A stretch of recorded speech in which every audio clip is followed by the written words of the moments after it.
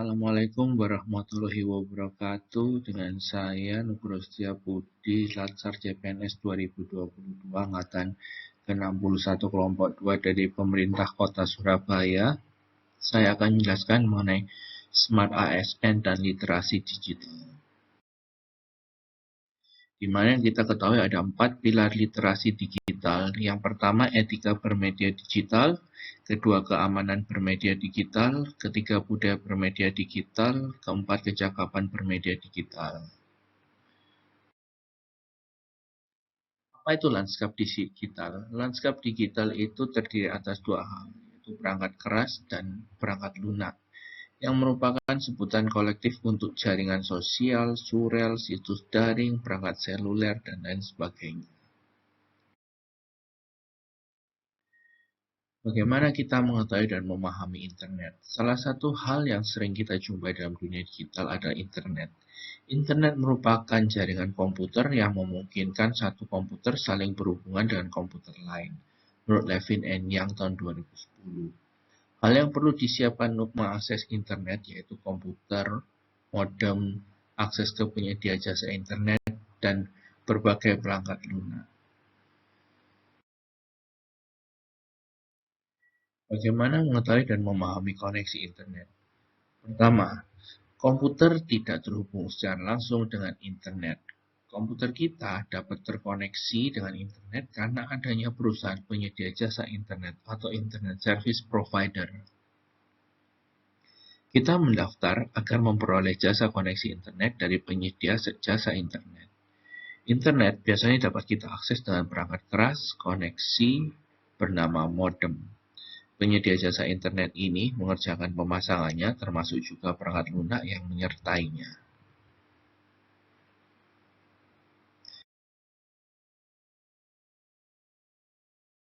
Tips memilih penyedia jasa internet. Pertama, kita harus tahu kecepatan aksesnya.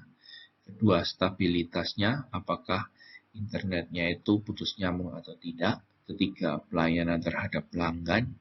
Apakah pelayanan terhadap pelanggannya itu mudah diakses atau sulit. Dan terakhir adalah kesesuaian biaya jasa internet dengan kemampuan dan kebutuhan kita. Mengenal media sosial. Pertama, durasi akses media sosial rata-rata lebih dari 3 jam per hari pada saat ini. Media sosial tercatat hingga kini memiliki pengguna aktif sebanyak 106 juta pengguna di Indonesia, di mana angka tersebut sebanyak 40% dari total populasi yang ada. Itu berdasarkan Indonesia Baik 2017 dalam Monggilo dan Kurnia tahun 2021. Unit aplikasi percakapan. Aplikasi percakapan adalah penunjang komunikasi kita dalam jaringan. Data dari Hotsuite and We Are Social pada bulan Oktober tahun 2020, di mana pengguna aktif bulanan aplikasi pesan instan itu nomor 1, paling banyak penggunanya oleh WhatsApp, kedua oleh Facebook Messenger, dan sisanya WeChat, QQ, Snapchat, dan Telegram. Apa perbedaan media sosial dan aplikasi percakapan? Media sosial itu merupakan suatu ruang berinteraksi dan platform bersyarat sesuai dengan syarat dan ketentuan. Sedangkan aplikasi percakapan adalah media interaksi online, berbasis aktivitas untuk menjalin komunikasi. Etika berinternet atau netiquette. Tata krama dalam menggunakan internet. Hal yang paling dasari dari netiquette adalah kita harus selalu menyadari bahwa kita berinteraksi dengan manusia nyata di jaringan yang lain, bukan sekedar dengan deretan karakter huruf di layar monitor, namun dengan karakter manusia sesungguhnya. Oleh karena itu, kita harus hati-hati, jangan sampai kita menyebarkan berita hoax maupun kita melakukan hate speech atau memberikan ujaran kebencian, karena itu tidak beretika sama sekali.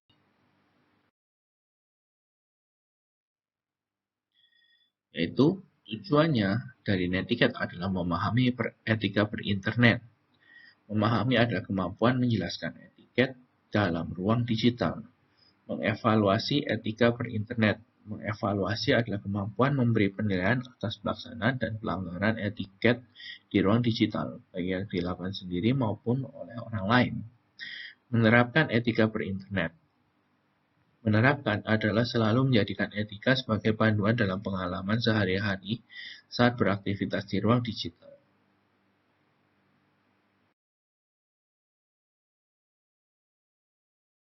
Perbedaan etika dan etiket berinternet. Di mana etika berinternet itu, pertama, jangan menggunakan huruf kapital karena bisa dianggap marah. Kedua, apabila mengutip dari internet, kutiplah seperlunya, jangan semuanya dikutip. Ketiga, memperlakukan email sebagai pesan pribadi. Keempat, berhati-hati dalam melanjutkan email ke orang lain. Kelima, biasakan menggunakan format plain text dan jangan sembarangan menggunakan HTML. Keenam, jangan kirimkan file berukuran besar melalui attachment tanpa izin terlebih dahulu dari penerima pesan. Etiket berinternet.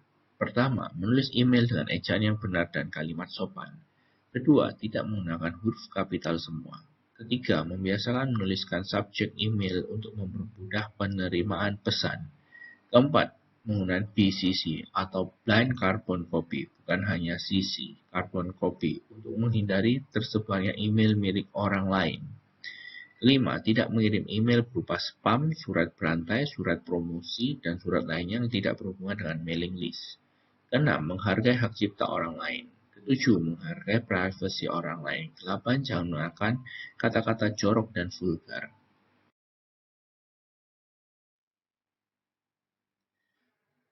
Ini adalah perbedaan seleksi dan analisis informasi sesuai netiquette dan juga seleksi dan analisis informasi tidak sesuai dengan netiquette. Pertama, ingatlah akan keberadaan orang lain di dunia maya itu sesuai dengan netiquette. Jikalau menyebarkan berita hoax atau berita bohong dan palsu itu tidak sesuai dengan netiquette.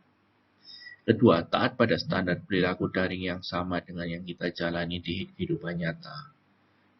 Dan kalau tidak sesuai dengan netiquette, kita melakukan ujaran kebencian. Tiga, tidak melakukan hal-hal yang dapat merugikan para pengguna internet lainnya. Dan ketiga, yang sesuai netiquette adalah pornografi. Kelima, membentuk citra diri yang positif, menghormati privasi orang lain, memberikan saran atau komentar yang baik, dan hormati waktu dan bandwidth orang lain. Sedangkan yang tidak sesuai netiquette adalah pencemaran nama baik, penyebaran konten negatif, modus penipuan, cyberbullying. Keenam, mengakses hal-hal yang baik dan bersifat tidak dilarang. Sedangkan yang tidak sesuai netiquette adalah perjudian online. Dan terakhir, tidak melakukan seruan atau ajakan-ajakan yang sifatnya tidak baik. Tapi kalau tidak sesuai netiquette, melakukan cybercrime.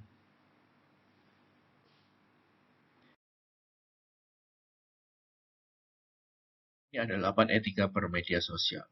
Pertama, berhati-hatilah dalam menyebarkan informasi pribadi. Kedua, gunakan etiket atau norma saat berinteraksi dengan siapapun di media sosial. Ketiga, hati-hati terhadap akun yang tidak dikenal. Keempat, pastikan unggahan di akun media sosial tidak mengandung unsur sara. Kelima, manfaatkan media sosial untuk membangun jaringan atau relasi. Keenam, pastikan mencantumkan sumber konten yang diunggah. Ketujuh, jangan mengunggah apapun yang belum jelas sumbernya. Kedelapan, manfaatkan media sosial untuk menunjang proses pengembangan diri. Bagaimana kita memproteksi perangkat digital? Pertama, melindungi perangkat digital dari berbagai ancaman malware. Apa itu malware? Malware adalah malicious software atau perangkat lunak yang dirancang untuk mengontrol perangkat secara diam-diam sehingga dapat mencuri informasi pribadi milik kita atau uang dari pemilik perangkat. Perangkat lunak rusak telah digunakan untuk mencuri sandi dan nomor akun dari ponsel, komputer, tablet dengan cara membebankan biaya palsu pada akun pengguna dan bahkan melacak lokasi dan aktivitas pengguna tanpa sepengetahuan mereka. Oleh karena itu kita harus berhati-hati.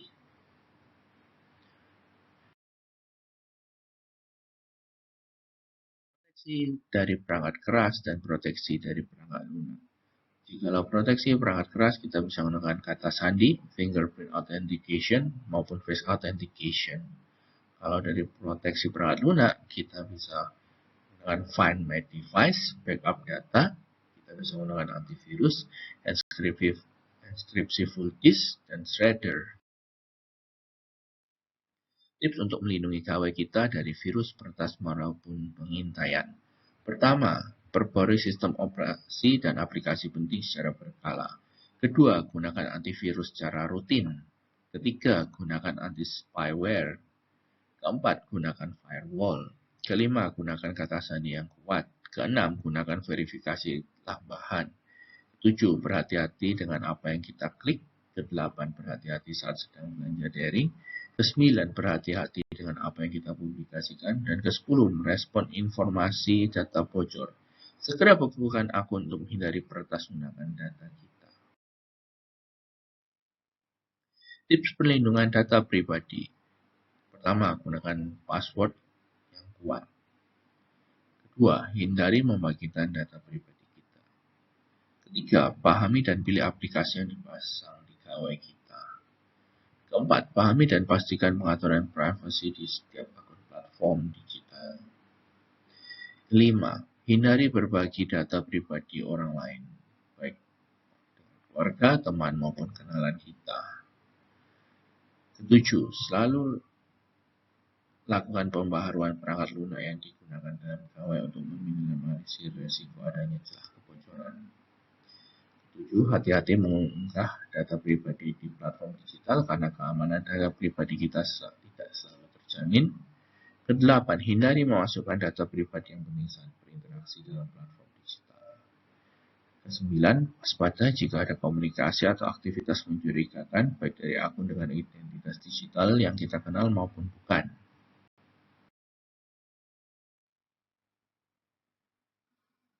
Dan kewajiban dalam dunia digital menurut Council of Europe. Pertama, akses dan tidak diskriminatif. Kedua, kebebasan berekspresi dan mendapatkan informasi. Ketiga, kebebasan berkumpul, berkelompok, dan partisipasi. Keempat, perlindungan privasi dan data. Kelima, pendidikan dan literasi. Keenam, perlindungan terhadap anak. Ketujuh, hak mendapatkan pertolongan terhadap pelanggaran hak asasi. Matur nuwun. Wassalamualaikum warahmatullahi wabarakatuh.